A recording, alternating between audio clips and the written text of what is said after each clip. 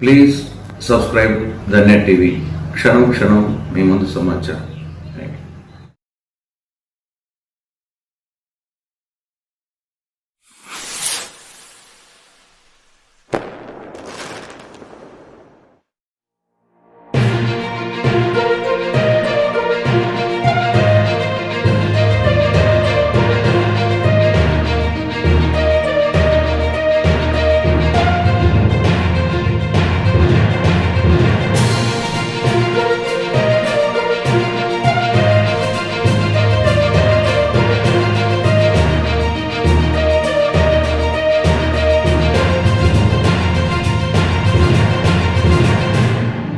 మొన్నటి దినం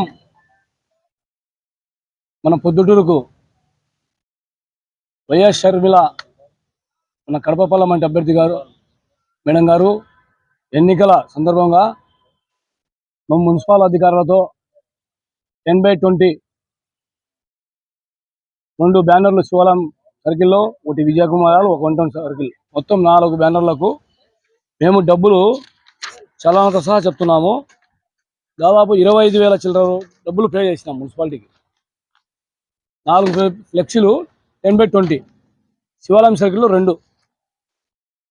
నిన్నటి దినం 12:30 గంట మధ్యలో మాకు ఫ్లెక్సీకి సంబంధించిన వాళ్ళకు మున్సిపాలిటీ అధికారులు అక్కడి నుంచి మేము ఫ్లెక్సీ తీసేస్తామని ఫోన్ చేశారు. మన ఫ్లెక్సీ వాళ్ళకు, మా కట్టిన వాళ్ళకు ఫోన్ చేశారు. ఫోన్ చేస్తే వాళ్ళ నెంబర్ కూడా మా దగ్గర ఉంది. చేస్తే వాళ్ళకు దానికి పర్మిషన్ ఉందయ్యా అని చెప్పినారు. చెప్పిన తర్వాత అయినా కానీ వాళ్ళు మేము విచారించినాం. ఆయన మన టౌన్ ప్లానింగ్ అధికారి మునిరత్నంని నాకు తెలిసిన తర్వాత ఈవినింగ్ 7 నైట్ సాయంత్రం 7 గంటలప్పుడు ఫోన్ చేసి అడిగాను. మేము తీయము, ఆ విధంగా ఉండదు అంటే మీ అధికారులు ఈ నెంబర్తో ఫోన్ చేసి అడిగారు, మీరు కనుక్కొని నాకు క్లారిటీ ఇవ్వండి అని చెప్పినాను. ఆయన మేము విచారించినాము, మాకు సంబంధం లేదు, మీ వాళ్ళే ఎవరో తీసినారు అని మాకు విచారణలో తేలిందని చెప్పి చాలా తేలిగ్గా తప్పించుకున్నాడు. మేము విచారించినాము, ఖచ్చితంగా ఆ మునిరత్నము ఆయన అధికార పార్టీ వాళ్ళు తొత్తులుగా పనిచేస్తూ ఆయన ఈ విధంగా చేయడం తప్పు. అది విచారించి ఆయన్ను ఎన్నికల విధుల నుంచి తొలగించాలి. ఈ సిబ్బంది పైన ఎవరు మమ్మల్ని ఫ్లెక్సీలు చించినారో వాళ్ళు ఎవరు ఉన్నారో వాళ్ళని పై చర్యలు తీసుకొని వాళ్ళకి శిక్షించాలని చెప్పి మేము పోలీసు యంత్రాంగం, ఎన్నికల అధికారులను, కలెక్టర్లను, ఎస్పీ గారిని అందరినీ మేము రాతమూలకంగా కంప్లైంట్ ఇస్తున్నాము. దాన్ని మాకు తొందరలో మీరు మాకు న్యాయం చేసి ఇంక మీదట ఈ విధంగా జరగకుండా వైలెన్స్ అని మీరు మీటింగ్లు చెప్తారు అధికారులంతా. ఇది వైలెన్స్ కాదా? ఇప్పటికే దీనికి ఫుల్ స్టాప్ పెడితే ఎన్నికలు ప్రశాంతంగా జరుగుతాయని చెప్పి మేము అన్ని ఎన్నికల అధికారులకు అందరికీ పోలీస్ డిపార్ట్మెంట్కు కోరుకుంటున్నాం. కడప పార్లమెంటుకు అభ్యర్థిగా పోటీ చేస్తున్నటువంటి షర్మిల గారి అభ్యర్థిత్వాన్ని బలపరుస్తూ కాంగ్రెస్ పార్టీ శివాలయం సెంటర్లో అనుమతి పొంది ఫ్లెక్సీలు కట్టారు. ఎన్నికల నిబంధనల మేరకు అన్ని అనుమతులు పొంది మున్సిపాలిటీ వాళ్ళకి డబ్బులు కూడా పే చేసి 12వ తారీఖు నుంచి 18వ తారీఖు వరకు గడువు డ్యూరేషన్ వాళ్ళే ఇచ్చారు. కానీ నిన్నటి దినం ఫ్లెక్సీలను బ్లేడ్లతో కోసి తీసుకుపోయినటువంటి పరిస్థితి తెలిసింది. అక్కడ తోపుడు బండ్ల వాళ్ళను విచారిస్తే వాళ్ళు చెప్పేది ఏంటంటే మున్సిపల్ వాళ్ళే వచ్చి తీసుకుపోయినారని చెప్పేసి తోపుడు బండ్ల వాళ్ళు చెప్తున్నారు. మున్సిపల్ టౌన్ ప్లానింగ్ అధికారి మునిరత్నం గారికి నజీర్ గారు ఫోన్ చేస్తే మాకు తెలియదు, మీ వాళ్ళే ఎవరో చించినాడని చెప్పేసి ఆయన నిర్లక్ష్యంగా సమాధానం చెప్పినాడు. ఈయన మీద ఇంతకు ముందే అవినీతి ఆరోపణలు ఉన్నాయి. అవినీతి ఆరోపణలు ఉన్నటువంటి వ్యక్తిని ఎన్నికల ప్రక్రియలో మళ్ళా ఎట్లా పాల్గొంటున్నాడు, అట్లా ఎవరు చేస్తూ ఉన్నారు? మున్సిపల్ కమిషనర్కు తెలియదా? లేకపోతే అధికార పార్టీకా ఇతరత్ర ప్రలోభాలకు లోబడా ఆయనను ఇంకా ఎన్నికల ప్రక్రియలో కొనసాగిస్తున్నారంటే ఏమని అర్థం చేసుకోవాలను అధికారులే చెప్పాలి, ఆర్ఓ గారు చెప్పాలి. ఇవాళ ఇట్లాంటి పరిస్థితులు చేస్తే ఒకరి ఫ్లెక్సీలు ఒకరు చించుకుంటా పోతే, లేదా అధికారులే చించితే ఇంకా ఎక్కడ లా అండ్ ఆర్డర్ ఉంటుంది, ఎక్కడ ఉద్రిక్తలు రావు. కాబట్టి ఇప్పటికైనా ఎవరైనా ఇది నిగ్గుదేరాలి. ఇది మున్సిపాలిటీ వాళ్ళు జరిపింటే మున్సిపల్ అధికారుల అనుమతి లేనిది మున్సిపల్ సిబ్బంది వచ్చి ఏం తీసేయరు. కాబట్టి ప్రధానమైనటువంటి దోషి ఏంటంటే ఎవరైతే వాళ్లకు తీసేయమని అనుమతులు ఇచ్చినారో వాళ్ళే దోషి.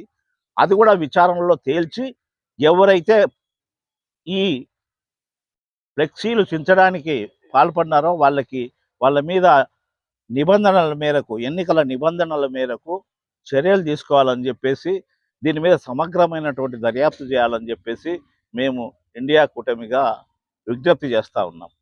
సుబ్బరాయుడు, భారత కమ్యూనిస్ట్ పార్టీ సిపిఐ ఏరియా కార్యదర్శి, పొద్దుటూరు పట్టణంలో కాంగ్రెస్ అభ్యర్థి పార్లమెంట్కు సంబంధించినటువంటి షర్మిలా గారి అభ్యర్థిత్వాన్ని బలపరుస్తూ ఆ మేరకు ప్రచారంలో భాగంగా ఎన్నికల నిబంధనల మేరకు వారు చెల్లించాల్సినటువంటి సొమ్ము ఎంత ఉందో ఆ మేరకు 24,000 చిల్లర సొమ్మును చెల్లించి ఫ్లెక్సీలు అనేటువంటి పట్టణంలో బిగించుకున్న ప్రచారానికి ఏర్పాటు చేశాం.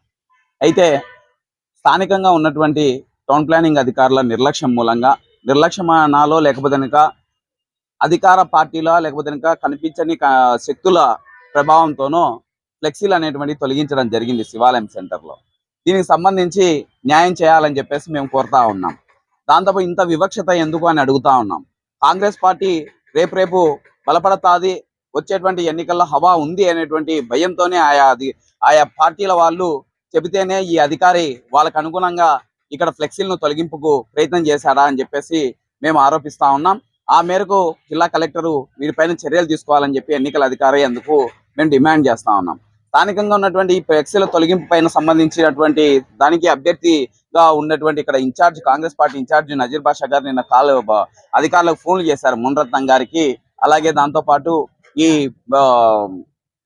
పోలీస్ స్టేషన్లకు. అందుకు అధికారుల నుంచి ఎంత నిర్లక్ష్యంగా సమాధానం ఉందంటే అసలు మీరు అభ్యర్థిత్వం మీరా అన్నట్లు తేలిగ్గా తీసుకొని మాట్లాడుతూ ఉన్నటువంటి పరిస్థితి, వివక్షత అనేటువంటిది కొట్టొచ్చినట్టు మాట్లాడుతూ ఉన్నారు. మేము తీయలేదని చెప్పి ఒకరంటే ఒకరేమో పిచ్చోళ్ళు ఎవరో కోసేసుకొని తీసుకొని పోయినారు అని చెప్పి చెప్పేటువంటి పరిస్థితి. 10 అడుగుల నుంచి 20 అడుగులు ఉన్నటువంటి అంత ఎత్తులో ఉన్నటువంటిది పిచ్చోడికి అదే పనిగా బ్లేడ్ తీసుకొని పోయి అక్కడే ఉన్నటువంటివి తొలగించినాడా అని అడుగుతా ఉన్నాం. పక్కన ఉన్నటువంటి ఎన్నికల రూల్స్ ఫ్లెక్సీలు ఎందుకు తొలగించాల పిచ్చోడు అయితేనక? అక్కడ ఉన్నటువంటి కెమెరాలు ఏమయ్యాయి? ఎన్నికలకు సంబంధించినటువంటి ఆల్ పొలిటికల్ పార్టీస్ తో ఈ రిటర్నింగ్ అధికారులు, పోలీసులు అందరు కలిపి జాయింట్ మీటింగ్లు ఏర్పాటు చేసినటువంటి సందర్భాలలో మేము పట్టణంలో అడుగడుగున సీసీ కెమెరాలు ఉన్నాయని చెప్పారు. సీసీ కెమెరాలు ఉన్నాయి, అన్ని పనిచేస్తా ఉన్నాయని చెప్పారు. ఊరు నడిబొడ్డులో ఉన్నటువంటి ఫ్లెక్సీలకే, కాంగ్రెస్ కు సంబంధించినటువంటి ఫ్లెక్సీలకే ఇవాళ దిక్కు దివానా లేకుండా పోయినటువంటి పరిస్థితి ఉందంటే మిగతా అభ్యర్థుల పరిస్థితి ఏంటి? మిగతా ఎక్కడైనా ఏదైనా క్రైమ్ జరిగితే ఎవరిని బాధ్యులుగా చేస్తారనేటువంటిది కూడా చూడాల్సినటువంటి బాధ్యత ఇవాళ ఆలోచించాలని చెప్పేసి అధికారులను అడుగుతా ఉన్నాం. మున్రత్నం గారు దీనిపైన తేలిగ్గా ఉంటేనుక కుదరదు. ఆ ఫ్లెక్సీలకు సంబంధించి వాటిపైన రిటర్నింగ్ అధికారి గారికి రిప్రజెంటేషన్ చేయడానికి వచ్చాము. ఆ మేరకు ఆయన లేకపోతే తహసీల్దార్ వారికి ఇచ్చాము. తద్వారా వాళ్ళపైన చర్యలు తీసుకోవాలి, అదే రకంగా మాకు న్యాయం చేయాలని చెప్పేసి మేము డిమాండ్ చేస్తా ఉన్నాం.